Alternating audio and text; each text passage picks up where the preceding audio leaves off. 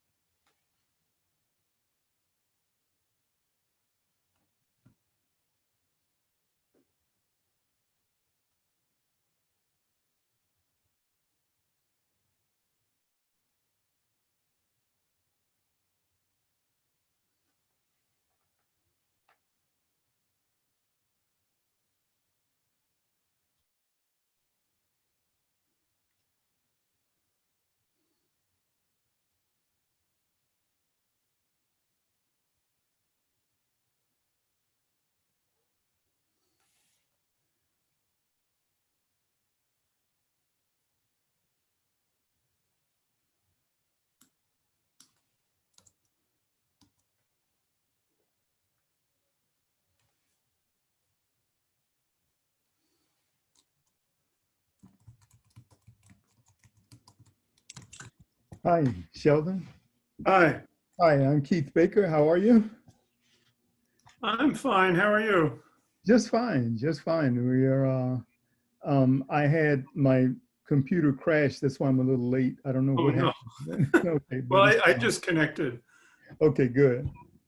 Um, just wanted to make sure that your slides showed properly. Let me give you, I'm not sure if you need, uh,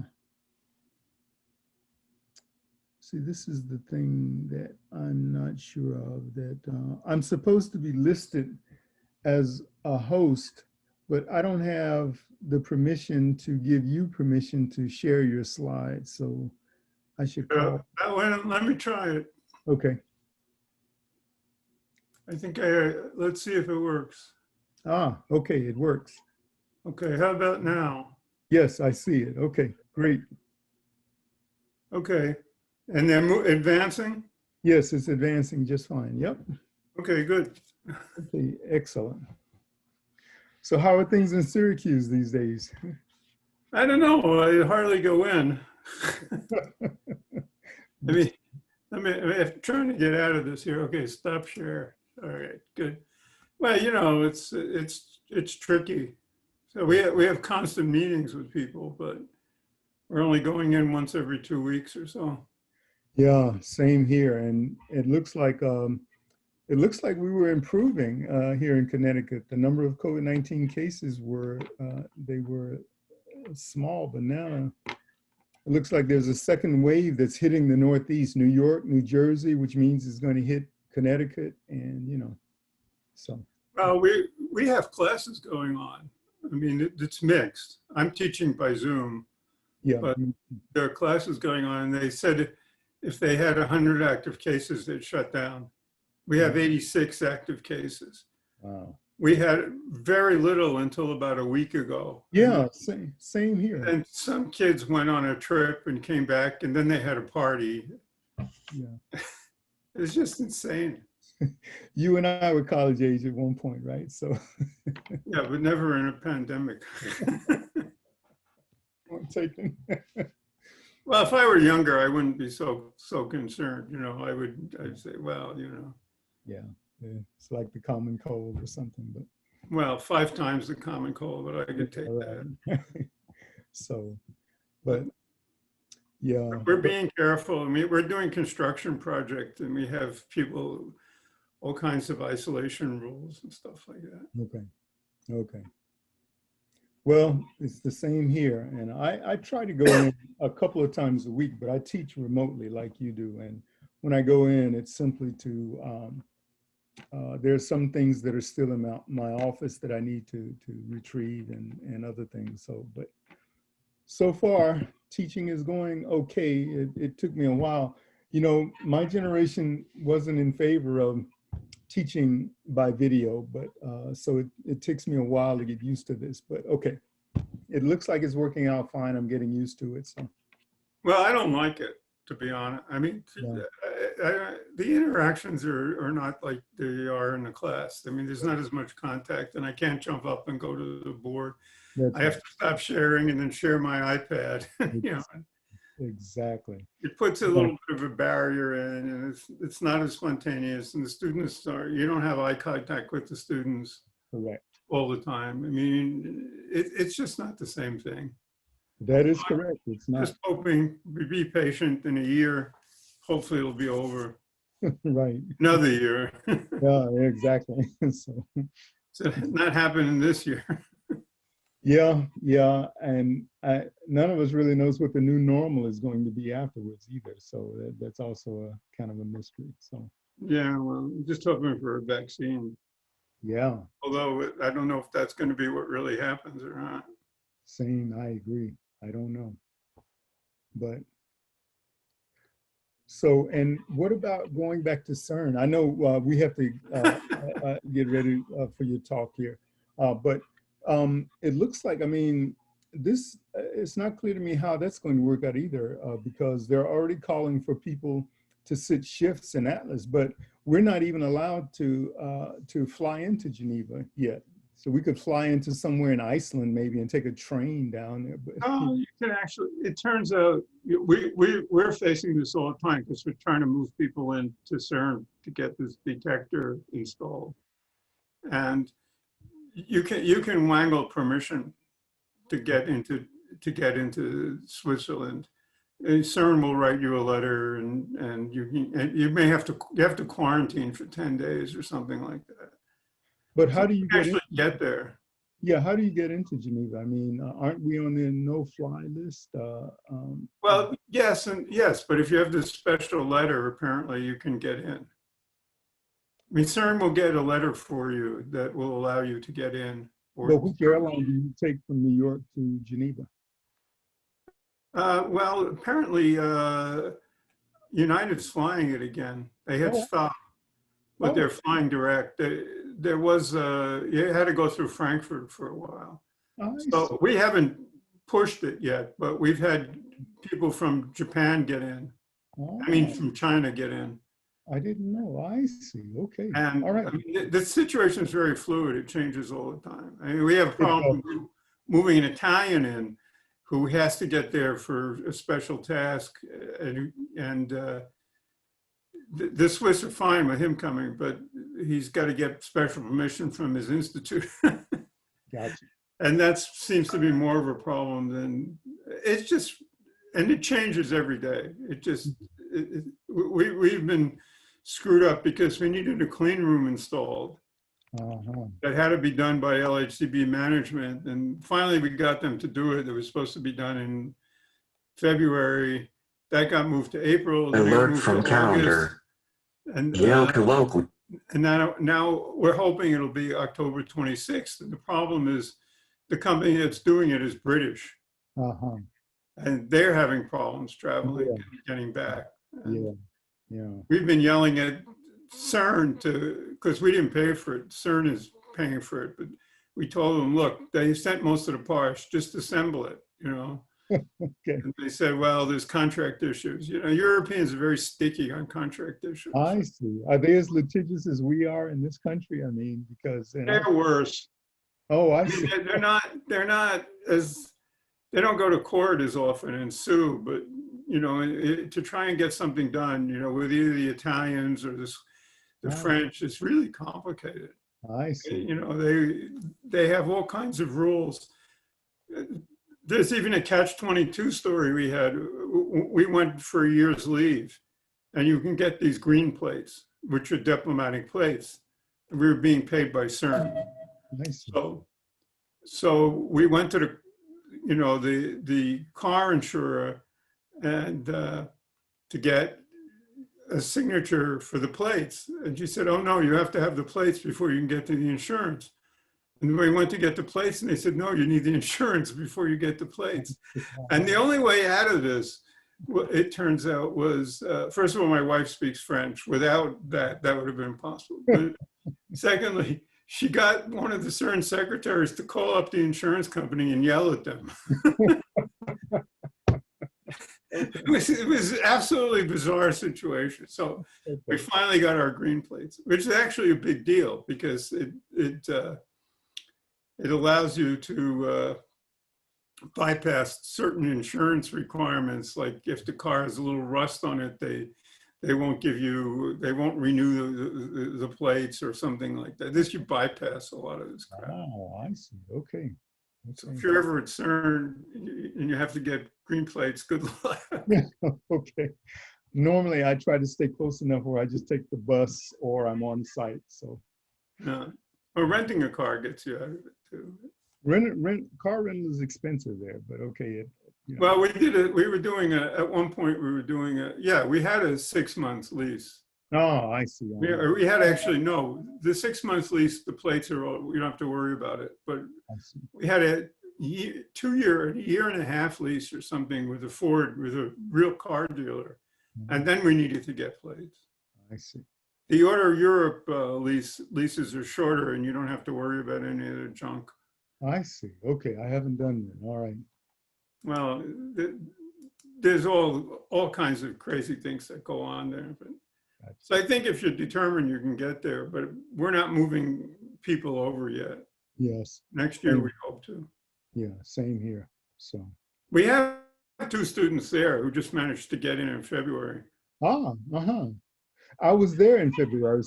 I was doing some of these offline shifts in the Atlas control room. I was there and I got back just a week before the first cases were seen in Switzerland. And then, of course, it really started to hit here in the US. So I barely made it back. Well, we came back on March 13th.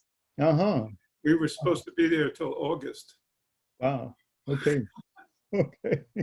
Okay. Well. We sort of escaped. The day we left in the morning, and at noon they closed the French border.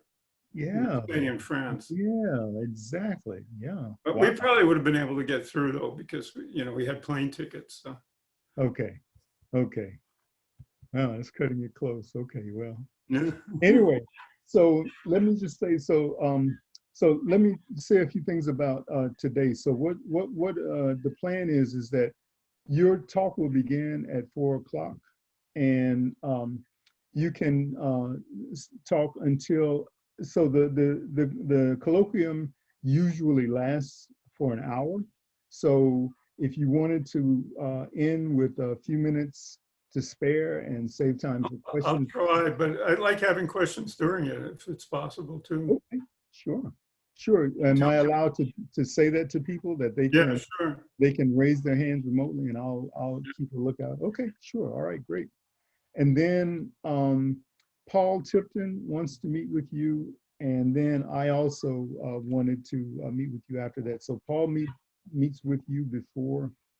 Yeah, I have the URLs for that. Okay, good, good. Okay. And yeah. And if you need to leave right after your talk, just let me know. And I have to rush home. I thought you were going to rush back to your office. Okay, good. Yeah, I just wanted to let you know, I certainly have heard about you for many years. I don't think I've ever actually met you though. But no, I don't think we've met. Yeah, so it's a pleasure to meet with you, and I wanted to just talk to you about some physics after your talk. So sure. Yeah, only if you have time. No, I have time. I mean, I don't have to cook dinner tonight. My wife is cooking, so. All right, all right. French food? No, she's Italian. Oh, excellent, excellent. Better, even better. Even better. Correct. Okay. All right. So let me contact Daphne and make sure everything is okay from her end. Let's see if there's anything here.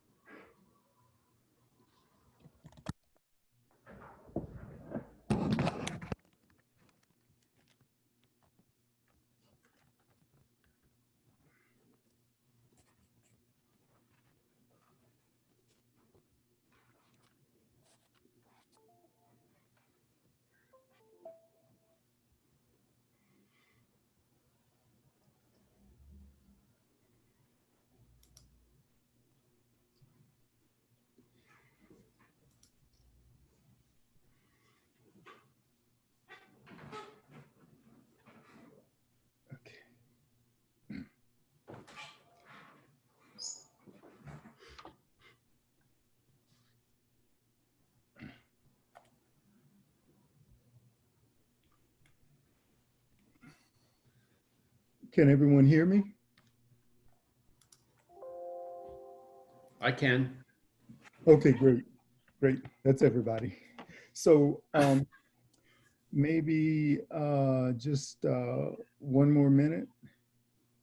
It's about 4 o'clock. Maybe one more minute and I'll start the introduction.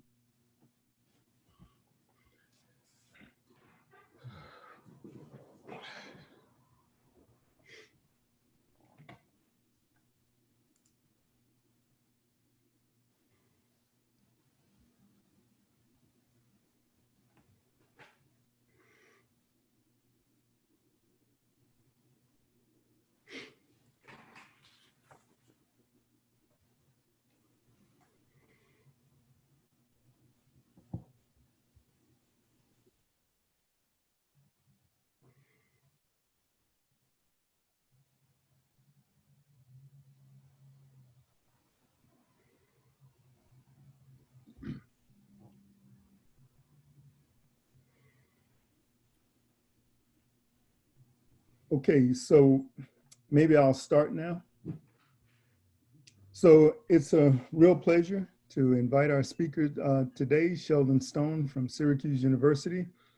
For some time now, I've talked with several of my colleagues here at Yale about all that's going on at the LHCb and just some exciting stuff coming out of there. And we wanted to have someone who was knowledgeable about the field come and speak to us about it. And in fact, there was a recent article, even in 2020, there was a CERN article about the LHCb collaboration having confirmed previous hints of odd behavior in the way B mesons decay into a kaon and a pair of muons.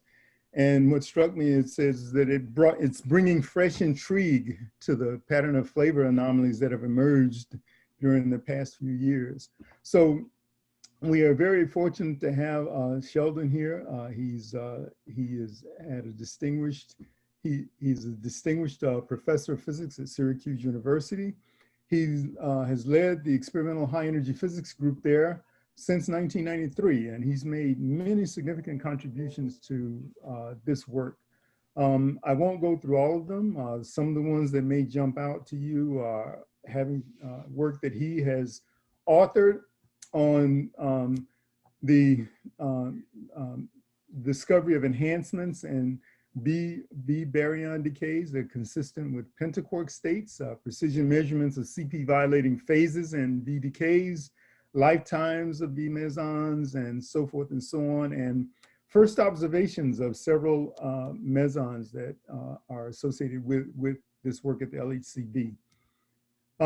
Dr. Stone, he served not just in the physics and analysis, but also in hardware, served as the LHC Beauty Experiment Upgrade Coordinator. And during a very critical time when the project was first organized and a letter of intent submitted. And his group now is heavily involved in several hardware upgrade projects associated with LHCb. He also has done other work at CLIO and at Fermilab, at BTEV and LHC Users Association, Executive Committee, so forth and so on. Dr. Stone is a fellow of the APS. He's been doing this for many years at the highest levels. And so we're very fortunate to have him here to speak with us today. And he informs me that he will allow you, if you want to, you can interrupt him with questions during his talk if you want to, but you can also save them till the end. So with that introduction, I'll introduce you, Sheldon, and you can start. Thanks for the introduction, Keith. Appreciate it. So let me, wait, I'm not sharing, right? Not yet. Okay, let me share. And we had this going before, but okay, should be almost there. Yeah, you're there. So I'm going to talk about physics at LHCb and give you an introduction to LHCb. It's at CERN. It's in a nice place when you can get there. Now, we're really in the business of looking for physics beyond the standard model. And we know there's physics beyond the standard model because we know that there's dark matter that we don't understand anything about. We know that there's dark energy.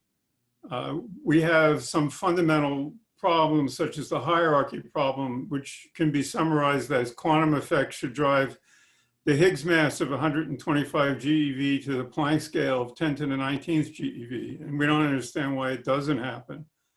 And if you think about it, for these reasons, all these may only be related to gravity because Planck scale is also related to gravity. But saying that, there are more reasons for new physics, which are concerning quarks and leptons. For example, why are there 3 replications of quarks and leptons? We have 3 neutrinos, 3 leptons, and 3 charged 2/3 quarks and 3 charged -1/3 quarks. We don't understand why. Baryogenesis, according to cosmology, the amount of CP violation observed thus far in the quark sector is too small. We only see in some cosmological terms something like 10 to the -20th, that is the baryon-antibaryon departure divided by the number of photons. But in this metric, 6 times 10 to the -10th is needed, so we're 9 orders of magnitude off. So we believe that new physics must exist to generate the needed CP violation. The masses of the fundamental objects, these quarks and leptons here, are all inputs in the standard model. They're not predicted. We don't understand anything about their relations. We don't understand the values of the fundamental quark couplings, which I'll talk about later. Again, these are inputs to the standard model and also for neutrinos. So in terms of the masses, we don't know exactly what the neutrino masses are, but we know they're somewhere between 0.04 and 0.3 eV. And then we go all the way up to the top quark, which is like 170 GeV. We have 12 orders of magnitude difference, and we don't understand this hierarchy at all. And in fact, all of these are fundamental point-like particles. And you know, how do you make a point-like particle that's as heavy as a tungsten nucleus? Okay, so let me talk a little bit about the way we go about doing this, which I'll call physics rationale. Finding new particles arising from new forces is the goal of the LHC. I told you about the motivations. Now, ATLAS and CMS can detect new particles directly. They want to produce them. LHCb and other flavor experiments do this indirectly. And the idea is you want to find these new particles, and you can do that because you can get in these decays of B and C quarks virtual quantum loops. And the virtual quantum loops are sensitive to much higher mass particles than you can produce directly. And an example of this is the Lamb shift in atomic hydrogen. So here are some diagrams drawn for the Lamb shift where you have virtual photons or virtual electrons, et cetera. And that creates a small difference between the two S1/2 and two P1/2 levels that should be of equal energy at the lowest order, because it should depend only on the principal quantum number n being 2 here. So virtual particles can influence things in unexpected ways. So let me tell you a little bit about the detector. Here's an artist's view of the detector. And if you look at the scale here, it's 10 meters. So it's not that small a detector. And for the aficionados, we had 6 inverse femtobarns in run 2, which gave us 2 times as many B hadrons per inverse femtobarn as we got from run 1.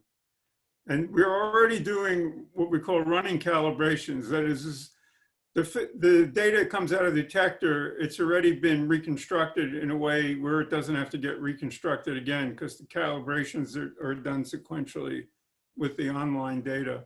So let me start here at the vertex detector and go back here. Sorry about that. This thing is sticky. Okay. This is where the PP collisions actually occur. And this is made, or was made, of silicon strips. It's being replaced now with pixel detectors. But there are silicon strips that go out radially and then circularly in this direction. So they're called R and phi. These would be the R. And the idea here is that you can detect the particles very close to the beam where the interaction is, which is somewhere in the center here. So there's sort of 5 micron hit resolution here and 30 micron resolution on a track coming from a certain point, which could be the primary collision vertex. And here's a picture of the bottom half of the detector. And this little half circle here is where the beam goes. Okay. Now, after you have the vertex measurement, you track the particles and you can see what their momentum are. But here's a general idea of what you can do with a vertex. Here's an example of a decay that's the BS goes to DSK, which is actually a suppressed decay. So typically the BS meson, which has a lifetime of 1.5 picoseconds, travels about 1 centimeter. Then it decays into a kaon, and then another particle called a DS, which goes a little bit further and then decays into 3 particles. So we have 3 vertices to consider here: the primary, the BS decay, and the DS decay. And we put this all together to find the BS meson. Now, of prime concern is what the resolution is on the lifetime of this particle. And we find it to be about 40 femtoseconds, which is really good here. Next, so that's all done in the vertex detector here. And next we have the charge tracks coming out, and they go through this magnet here. And you can see the magnet is not small, it's a conventional magnet, not superconducting. And then there are a series of tracking chambers, one in front of the magnet made of silicon strips, and one after the magnet that was made of straw tubes. this is being replaced by scintillating fibers, and this is being replaced by a different silicon strip detector. And the name changes from TT to UT. Okay, so now if I have the tracks in the detector, I can calculate the invariant mass by summing the energy squared minus the momentum squared. And then I get nice peaks like this. This is done with very little data, by the way. I'm not showing you updated data because I don't have those slides in such a nice form. And you can see the mass resolution on this BS to DSK peak is very nice, about 15 MeV. You can even see another suppressed decay, B0 to DSK here in this peak. And the dominant channel, which is BS to DS pi, is this little background here because we can separate Ks from pi's. And that's done with these two-ring imaging Cherenkov detectors, one for lower momentum particles using C4F10 gas and one for higher momentum particles using CF4. And what you can see is you get these rings here and you fit for the rings, and the ring diameters tell you whether you have a pi, K, E, or P, etc. So in fact, our ability to distinguish them is shown in this plot. So this is the probability of identifying a K as a K as a function of momentum. This is the average value. And this is the probability of identifying a pion as a kaon as a function of momentum. And you can see that we have very, very good separation over the whole momentum range. And we also do some calorimetry. There's an electromagnetic calorimeter here and a hadronic calorimeter here. And I'm not going to go into much detail about them. Here's a picture. Then we have a muon detector, which is huge. And anything that gets through this muon filter is a muon. Okay. And that's used, for example, here's a picture down here on the bottom right of a lambda B going to a J psi K minus P decay. And only the 4 tracks here are highlighted in color. There's hundreds of other tracks floating around here. And the ones that go through the muon detector are these 2 oppositely charged green tracks. And then there's a K minus and a P, both identified by the rich. And if you look at the velo detector, what you see is here's the PP collision point where these other tracks are added. And then the lambda B comes out here and decays. And they all come from the same vertex here. There's 2 muons, which form the J psi and the K minus and P. So this is really like a bubble chamber. Here's a bubble chamber picture, but the bubble chambers take data at a hertz, and we run at we used to run at 1 megahertz, but we're going up to 40 megahertz with upgrade 1. So this 1 megahertz hardware trigger limit is eliminated, and the data are calibrated, reconstructed online, and then used in the software trigger and not reprocessed. Some events are deferred and analyzed when the machine is filling. That just saves some time and allows you to take more data. Okay, so the main physics areas we have are searches for new physics. We also do hadron and exotic hadron spectroscopy, electroweak physics, W's and Z's, searches for Majorana neutrinos, measurements of antiproton production in P helium collisions, which are relevant to astrophysics, even heavy ion collisions. And I can only address a few of these. First, some basics. So for those of you who don't know about quark mixing, consider the charm quark. It forms the 2nd generation doublet with the strange quark, which it decays into. Yet it can also decay into a 1st generation D quark. Okay, which is in the 1st generation with the U and D quark. We say this happens because the S and D quarks, these 2 guys, are mixed. That is, their wave functions are really described by a rotation matrix, where this angle sine theta C describes the degree of mixing and is a measurable quantity, not something predicted in the model. So D prime and S prime is just this rotation measurement on D and S.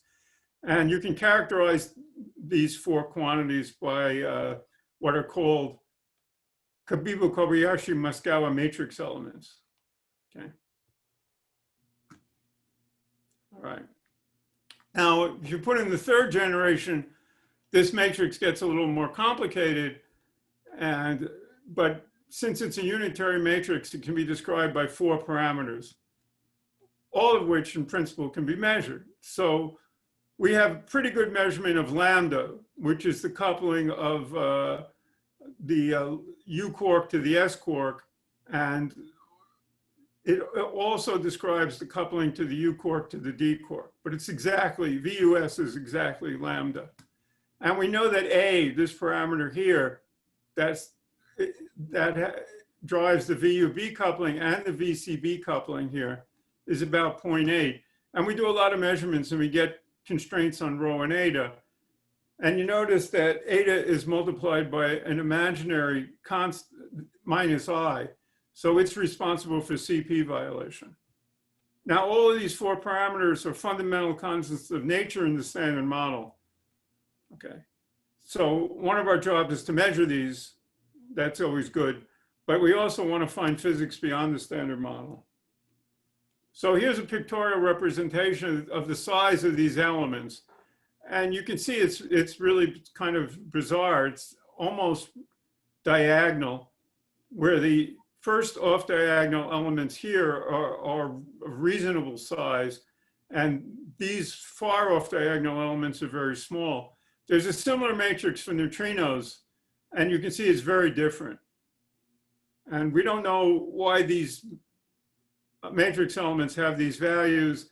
We don't know if there's a relationship between them, and we don't know how they're related to the quark masses. Okay. Now the CKM matrix is unitary. Okay. The total probability is 1. So the product of a complex conjugate of any column with any row must be 0. For example, if you go back to the matrix, you get VUV, VUD, VUB star plus VCD, VCB star plus VD, TD, VTB star is 0. And you can think of these as a vector because they have both real and imaginary parts. You can take X as the real part and Y as the imaginary part. So this product you can plot here. And you see a nice triangle characterized by 2 sides, 3 sides and 2 angles. Now you could take the base and divide VCD and VCB star into each of these sides, and then you know one side. Of course, you just know it's 0 to 1. But if you measure these sides, you can, by measuring these matrix elements, you can see whether this triangle closes. And we have measurements on both the sides and the angle. So in this left side, VUD and VCD are very well known. VCD is also lambda, and VUD is 1 minus lambda squared over 2. So we know these. So if you measure VUB over VCB, you get this side.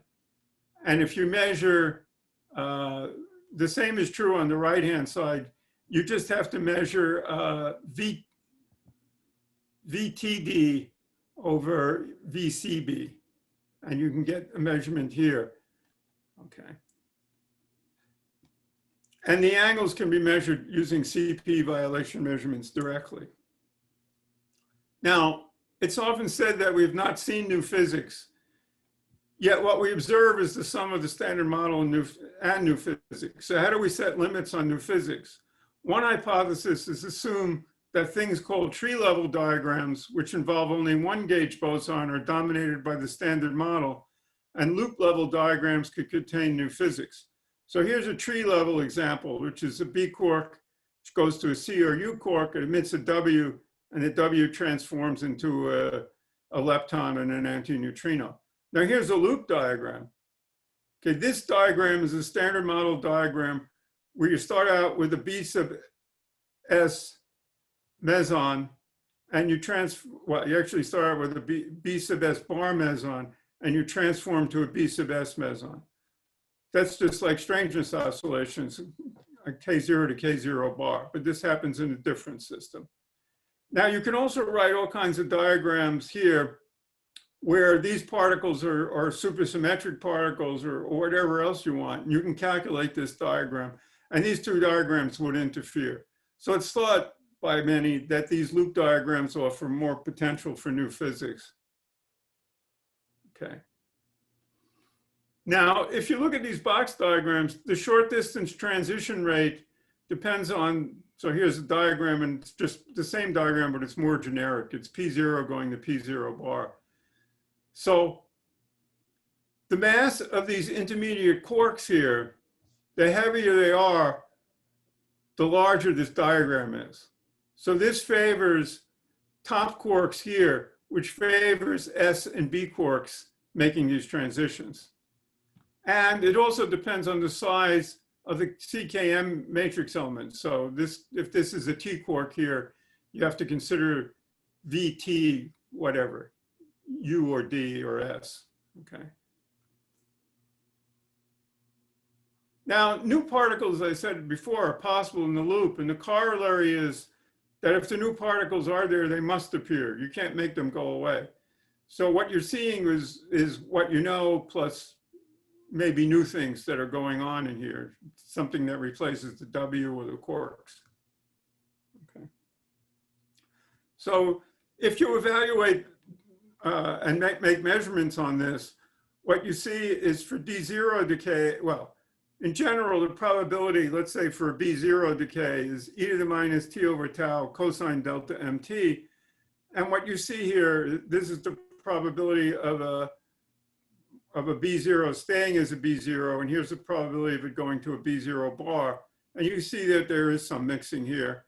For the D0, you can hardly see any. It's very small. It's like 1%.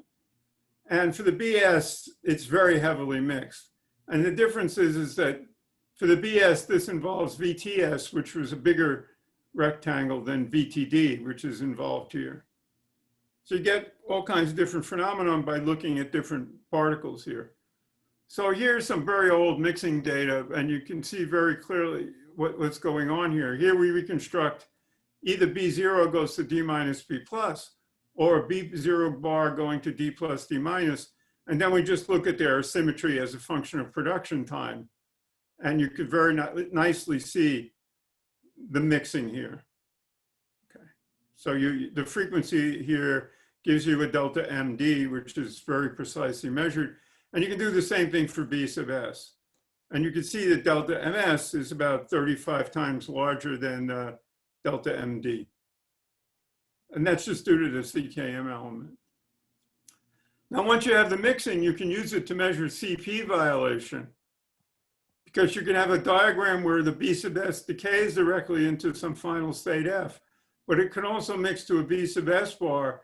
And if that B sub S bar can also decay into F, you get CP violation.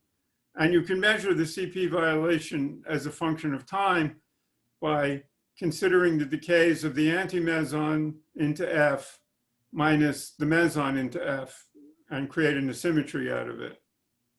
And there are lots of these things you can look at, and they each have different uses. So here's one example containing B0 to J psi K short, which happens to measure angle beta in the triangle, which of course is not predicted. And if you do this, here's your decay diagram that you're using, but you not only have the decay diagram for a B0 into a J psi K, but you also have the mixing diagram where it goes to, this B0 bar goes to a B0. And here's the average measurement, so we know this pretty well.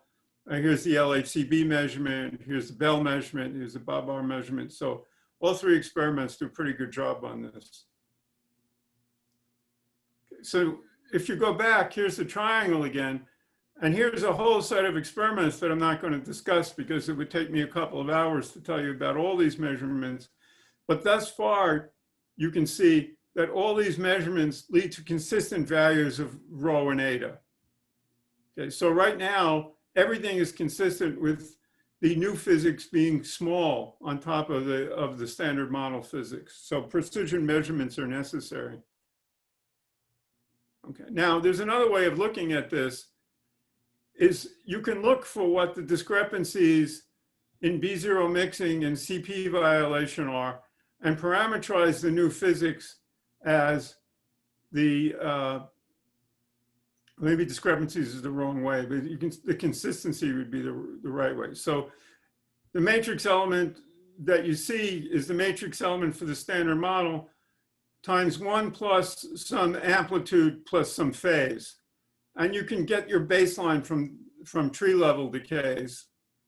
And if you do this for both the B0 and the B0 sub S system, and you look at the value H could be, now this is in amplitude, not as in rate, you can see that there are new physics amplitudes up to, you know, sort of 20% of the standard model that are possible depending on the phase. And same is true in the B sub S system. So, you know, we haven't eliminated new physics, at least in these these transitions. What we're limiting is down to the 20% level. That's what's called delta F equal 2 operators. But you could take another approach where you can write the effective Lagrangian as the standard model Lagrangian times C sub I, sorry. Should have shut it off, but nobody ever calls me. So you have it parameterized in C sub I in some operator sum I divided by lambda squared. And then what you can do is you can plot the lower limit on lambda for C sub I equal 1. Sorry, some people don't know what not to call back. Okay, power's off. And if you look at this, this was an analysis carried out by several people. If you look at B sub S mixing and CP violation, the limit on the real imaginary part of the amplitude is almost 1,000 TeV, and about half that for the real part. And you get from these various operators here, you get limits that go up to 10 to the 4th or even 10 to the 5th TeV, which is huge. So this kind of limits what the new physics is. But there are sort of ways out of it. One is you could say, okay, the new physics is above these limits. The other thing you can say is that the new particles have degenerate masses. So it turns out that you had two particles with degenerate masses, their effects would cancel out in the loop because they could have opposite phases, and then you wouldn't be getting the right information here. Or you could say the mixing angles in the new sector are about the same as in the standard model, and then these limits wouldn't really apply. But the above already implies strong constraints on new physics. And another thing is you can say, well, you took this as 1, but maybe they're in the order of 10 to the minus 7th. You don't really know. So you get some idea that you can probe large mass scales, but there are caveats. Now, there are other ways of looking for new physics. One is a top-down analysis. You pick a specific model and work out their consequences in specific decay modes. So an example is lepton flavor universality. In the standard model, differences between interactions of individual charged leptons can only be due to their masses. Talking about E mu tau. So here are their masses. So you take their masses into account, and then you should see the same physics. But on the other hand, it seemed prudent to make some tests. In fact, there was a paper by Hiller and Kruger that suggested that 10% effects were possible in some new physics models. So some people in LHCb saw this and decided, okay, what can we do? So there are decays called penguin decays that are loop diagrams. So you have a B quark here, and instead of decaying to a C quark or an S quark, there's a W boson here, and it decays into an S quark, and then there's either a photon or a Z that goes to 2 leptons. Or there's another diagram here which has 2 Ws and a neutrino exchange. And of course, you add these and interfere them, you can calculate them in the standard model. So would this look like a good place to look? So first, LHCb looked at reactions where there was a B meson, a specific hadron, and a mu plus mu minus pair. So this was B plus to K plus mu plus mu minus. And if you look here at the low Q squared region, where I'll show you, you really want to look, there's a difference between lattice sum rules, or not lattice, just sum rules here, and the data. And the same is true here. The lattice stuff only has predictions at large Q squared. So those models don't apply here.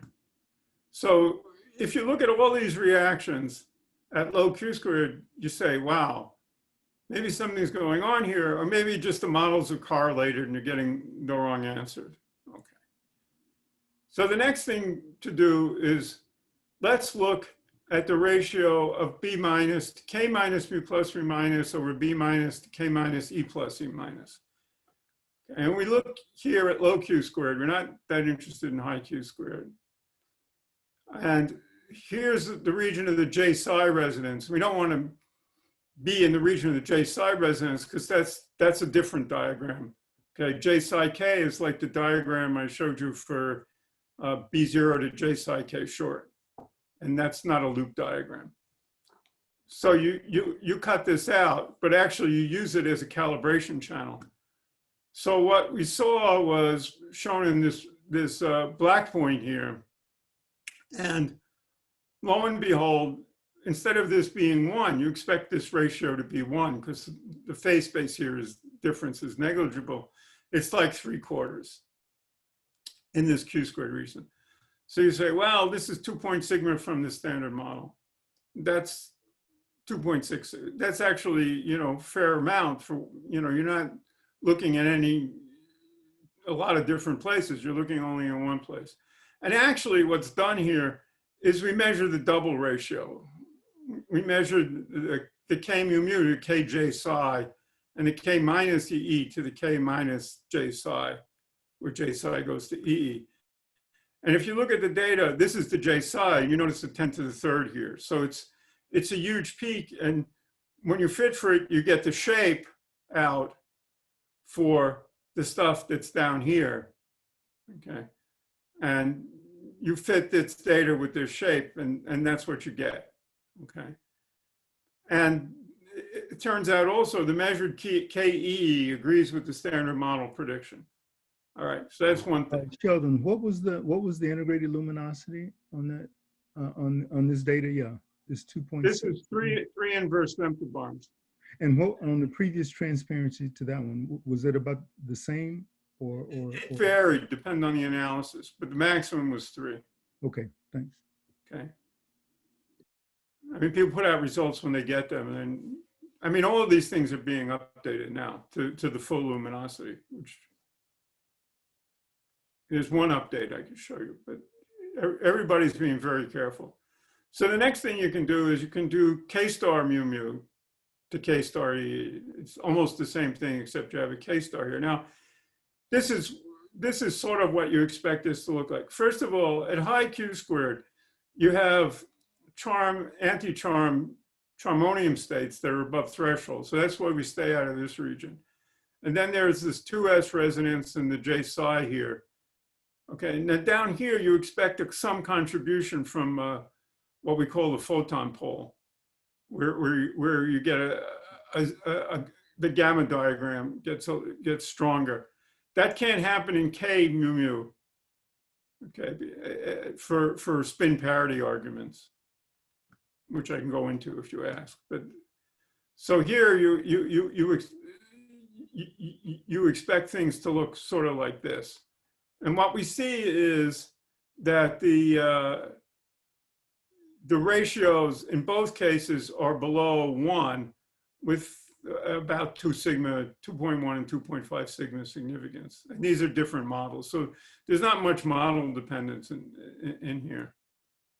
And to show you what the electron data looks like, which I didn't show you before, here is K star J psi. And again, you get the shape for this. And then in the 2 Q squared bins, where there's obviously a lot less data because the branching ratios are much less, you use these shapes plus the backgrounds you expect, and that's how you make the measurement. So the shape is really fixed from the J psi data, as well as the normalization. Now there's yet a third thing, and this is updated data with, so it's 3 plus whatever 216 was. It's like probably 4.1 or something, inverse femtobarns. So in K star L plus L minus, there are 3 decay angles defined.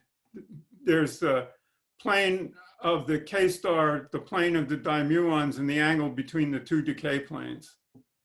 Now, you can go through a couple of pages of algebra, which the theorists do, and they're reduced to one angular measurement, which is called P5 prime.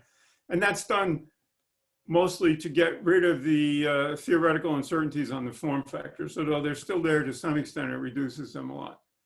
So here you look in this P5 prime angular measurement as a function of Q squared, and lo and behold, in these two Q squared bins below the J psi, it differs from the theory a lot.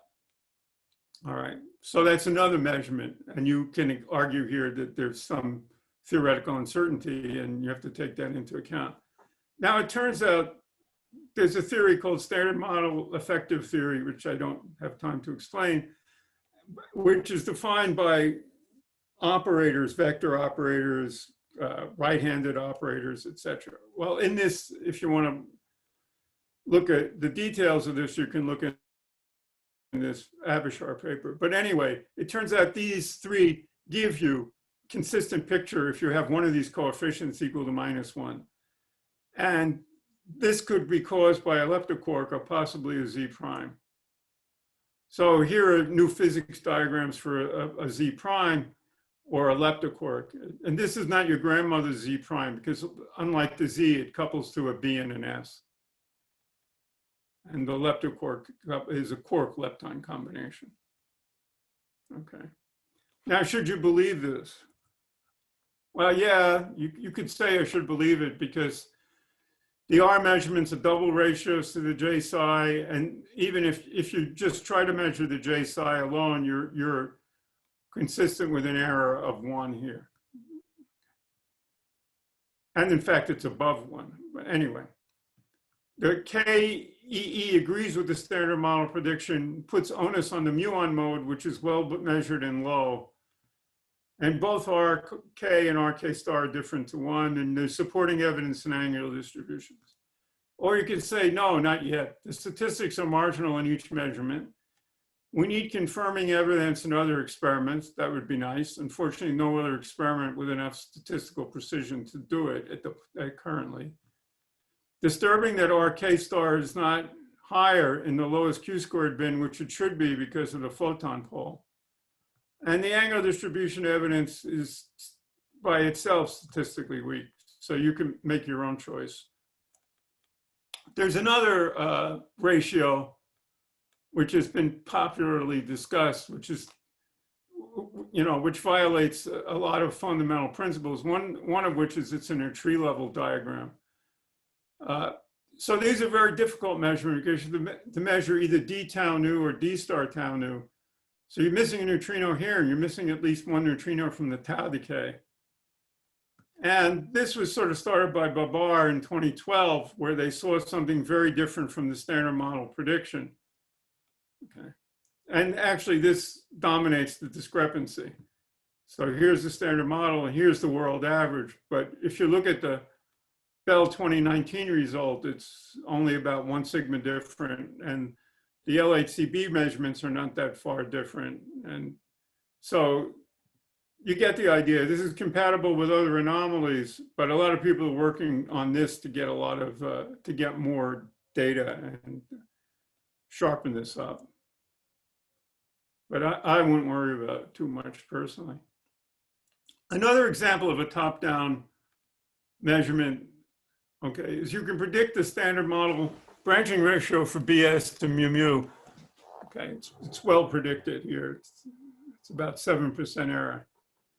But new physics here can make new contributions. So here is one standard model diagram, and here's a supersymmetric standard model, supersymmetric model prediction. And this goes as 10 squared beta. Okay, this is the diagram, not the prediction. And here's a box diagram. Here's another box diagram you can write in supersymmetry. But you can write anything here. I mean, anything that's new. So in fact, when supersymmetry was super popular, here was the standard model prediction here, and many models here. And this was in 2012, and all we had on B sub S mu mu then was an upper limit here. It's very far from the standard model. Well, LHCb first measured this with good statistical significance. And then Atlas and CMS came along, and all this data has just been added together. So the black is the final results, and the LHCb measurements are in blue dots, and the CMS measurements are in green dashes. And their uncertainties are similar. The Atlas ones are slightly larger.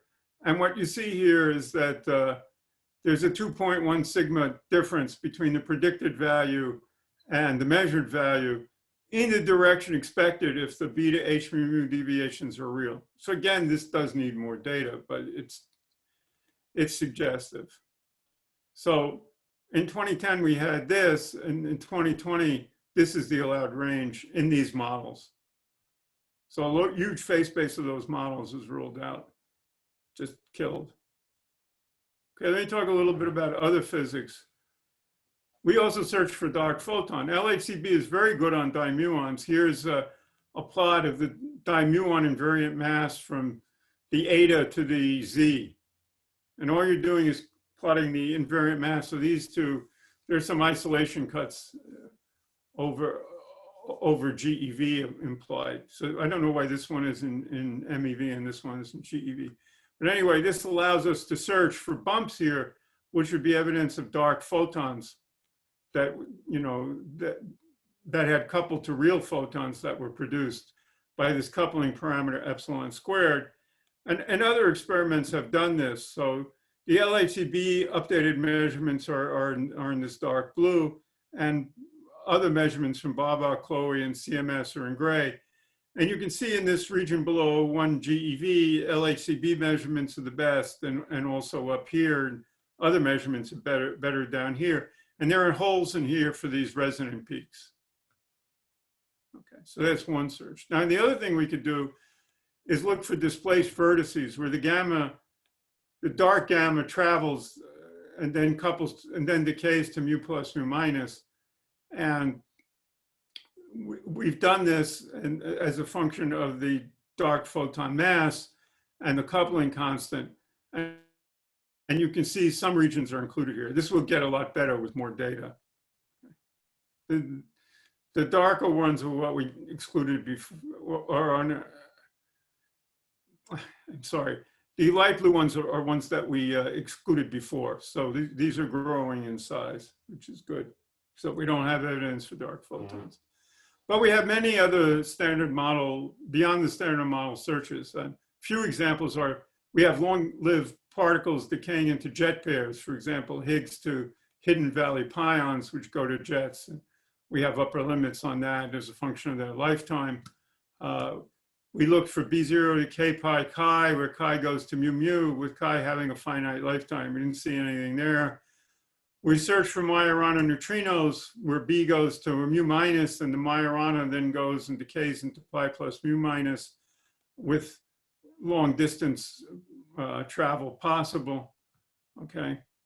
And we got some upper limits, and then those were in gray. And then some theoretical friends of ours said, well, you lose the wrong theory model. And we said, that's not our fault. So they gave us a different one, and they corrected the limits to here. But in any case, we're not, you know, we don't see anything yet. And they also managed to get Bell to correct their limits, as seen here. Okay, spectroscopy. This probes the physics of quantum chromodynamics. We discovered 5 omega C states. So the omega C goes to cascade C K minus. So you first find the cascade C over here, and then you pick up a kaon from the primary and you compute the invariant mass. So here's our cascade C signal, not bad. This is 60,000 events per 1 MeV bin. And then you plot the masses of that you find for the cascade C K minus. And all of a sudden you get 5 narrow peaks and a wide peak here. And there are various interpretations. One that is nice is that the internal structure is a CS diquark and it produces these narrow states. There are some exotic explanations, etc. So that was fun. Let's see, how much time do I have? I don't have that much time, so I will skip this, but it's a long story. And I'll just skip it to save some time. Exotic hadrons. pentaquarks. So this is actually an interesting story. Lambda beta J psi K minus P, never been seen before. And we suggested that this would be a potential background for something we were looking at, a B0 to J psi KK, which turned out to be a pretty uninteresting channel, but we had promised to look at all J psi KK final states. It's actually important for B sub S physics. And I had a fight with a student. He didn't want to look at it. He said, it's not even in the PDG. He said, go look for it. And then found a huge signal. And we used it to make a precise measurement of the lambda B lifetime. But anyway, with all our data now analyzed, we have 246,000 of these lambda J psi K minus Ps. And if you plot the mass squared of the J psi P over the mass squared of the K minus P, this is called a Dalitz plot. The idea is that this, if you plot these variables like this, Dick Dalitz said that the phase space is uniform over this here. Okay. May not be quite true in this case, but in anyways, it's almost uniform. So what you see in the K minus P mass is a very dark band here and many bands here. And these are excited lambdas. They're called lambda stars. But you also can see quite clearly there are bands here in the J psi P mass. And you say, my God, what's that? If it's a J psi P resonance state, that's a CC bar and a UUD state. So that's a pentaquark. Okay. So that was interesting. So here are the updated results. Here's the projection of the KP plot. So what you saw is the very dark band is this lambda star 1520 and various resonances in here which interfere and do all kinds of other crazy things. And if you look at the J psi P mass plot, you find, these are in 2 MeV bins, by the way. So you find a very narrow state here at 4312 and 2 somewhat wider states at 4440 and 4457. And what's plotted here are thresholds because there's some thoughts, some of these may be molecular states, etc. So here's the decay diagram. This would be lambda B to J psi lambda star, same core content as a lambda. And here's a diagram where you actually produce a pentaquark. Okay. And here are the results in terms of the masses and widths. So it's sort of shocking what the widths of these are, that they're, you know, not hundreds of MeV or something like that. Okay. More on exotic hadrons. We've recently seen a state of J psi, where this peak here. So all you do is you find 2 J psis in an event and you plot the invariant mass. And if it was a single object, it would consist of CC, C bar, C bar. Okay. Now I would have thought if you had produced such an object, the C and C bar would annihilate very quickly and get a very wide state. However, we see a narrow state here. And this is fit with a single resonance plus some kind of threshold function.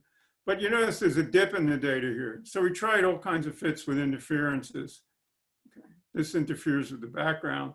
And you can explain this. And it shifts the mass and the widths of this peak somewhat. So the explanation is that what's really happening, what's really happening here is that this state of force, 2 C's and 2 anti-C's is formed by a CC diquark and a C bar diquark. And the diquarks are sort of separated from each other. And it takes a while for them to rearrange and decay into J psi. And there's a plethora of many other exotic hadron states we've seen. So the question here right now is tightly bound or molecularly bound? So here's tightly bound. I can't show this transparency in Europe because nobody understands what this is. And here's a molecularly bound state where you really have a baryon and a charm meson, a charm meson and a charm baryon, and they sort of stick together more like a neutron. Then there were possibilities of the rescattering diagrams, but these have been rejected in the last pentaquark analysis to show that these couldn't be an explanation of this. Doesn't mean they can't be an explanation someplace else, but they're not for the pentaquarks. Now, what we need to do here is find new states and new decay modes. And there are many predicted and they're being looked after, but they're all more difficult to find than what we already found. So it'll take more luminosity and time. So in conclusion, and there's some after the conclusions, I have to tell you. So, all right. So we may be seeing the first hits of physics beyond the standard model in a failure of lepton flavor universality. This implies in a lot of models that we may be able to see lepton flavor violation, B minus to K minus tau plus mu minus minus. It was a paper by Glashow, Lane, who I left off of. Oh, here it is. Glashow, Gualdani, and Lane. Now we just have an upper limit, which we just got on this. You can imagine this is not tremendously easy either. Okay, viable models include a Z prime, not just a heavy Z with different couplings, or leptoquarks, which seems to be somewhat more favored in the theoretical community these days. Conclusions 2. LHCb looks at and makes measurements in many different areas not described here. Charm particle decays, I haven't told you anything about it. We made the first measurement of CP violation in D0 decays. Helpful cross sections for other physics areas, especially proton helium, and we're extending this to other gases now. Majorana neutrino searches, precision electroweak measurements, and heavy ion collisions. Many additional spectroscopy areas are investigated. So let me tell you about LHCb upgrade 1. It's being installed now with COVID-19 delays. The upgrade 1 goal is to run at 5 times the current interaction rate and increase the trigger efficiencies for final states other than dimuons by a factor of 2. That gets us close to 90% efficiencies on most B decay modes. After that, we're proposing upgrade 1B, which is a small upgrade. We shortened these sci-fi fibers here and add silicon pixels in the central region to increase the efficiency. This is just a diagram of the tracking system. Another thing that's being worked on is to add chambers on the sides of the dipole magnet so that when tracks curve in here, they get detected. Now you might think that can't be too important, but if you have a B decay into 6 or 8 charged tracks, the chances of losing one of them to a slow track is actually quite high. So this increases the efficiencies on these high multiplicity phylo states by, large factors, could be up to 2 or 4, it depends on the final state. And what you do here is cute. There's magnetic field between the velo and the UT, enough so that you can track the particle through the UT and see where it hits here. You get about a 15% resolution on the momentum. So where it hits here is reasonably well defined, and then you get a very good measurement of the momentum, and it becomes just as good as if you have a full long track. Okay, then there's another possibility is to add a detector based on Cherenkov light called a torch for low momentum proton ID using fast timing from quartz bars. The big deal that we're pushing towards is upgrade 2, where we increase the integrated luminosity to 300 by another 300 inverse femtobarns, maintaining a purely software trigger. So that means you have to run at 10 times the luminosity. You can do that if you include precision timing measurements that are 30 picoseconds or better in all critical detector elements. The improvement in the electromagnetic calorimeter, including segmentation and timing, a new U-velo, UT, etc.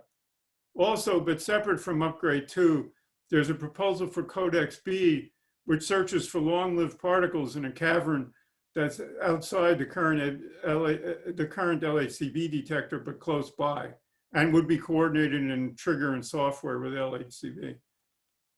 Okay, so here's what LHCb looks like after upgrade 1. It has the sci-fi tracker, it has the UT in here, and has pixels in the vertex detector. And that's it.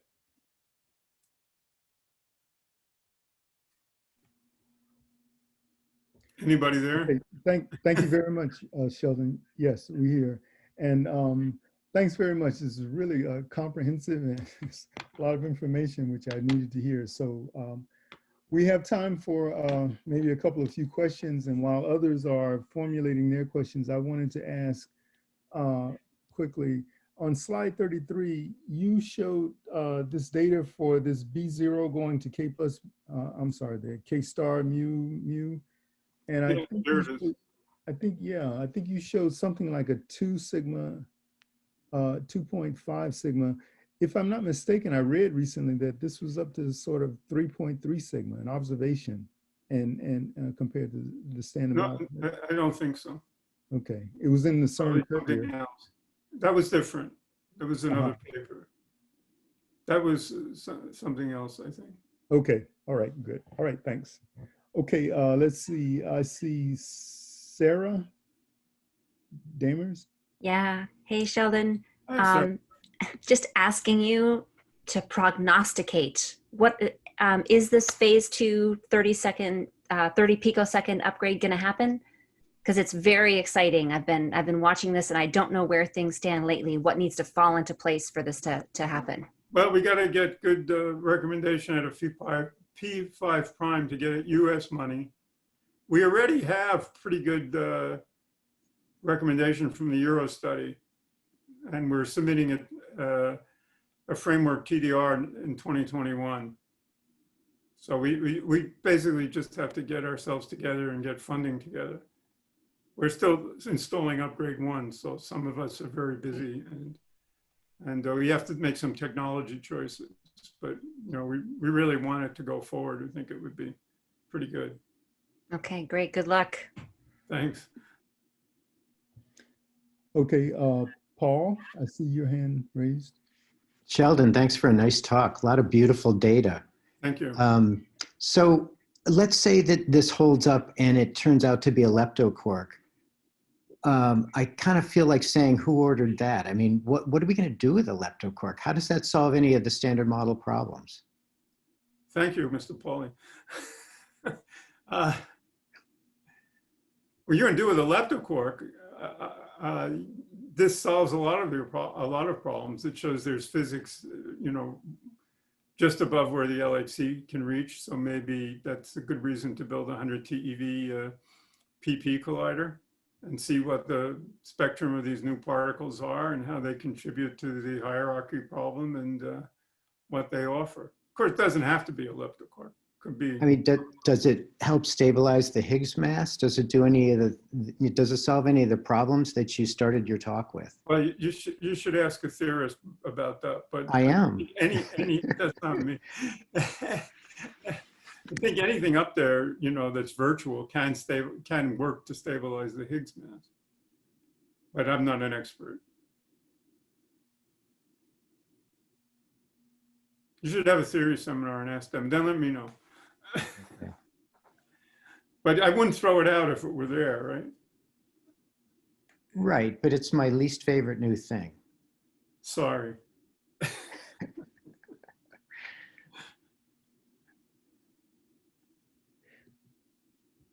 Okay, were there other questions? And I don't see any. So if I missed you, speak up now.